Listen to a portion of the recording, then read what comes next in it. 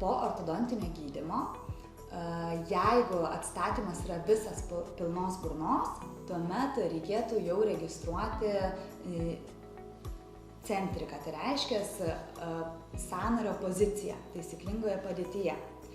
Ir lygiai taip pat vėl viską siųsti visus duomenis dantų technikų laboratorijai ir užsakyti pavaškavimą. Labai svarbu po ortodontinio gydymo sukurti užsilaikymą, retruzinius blokus.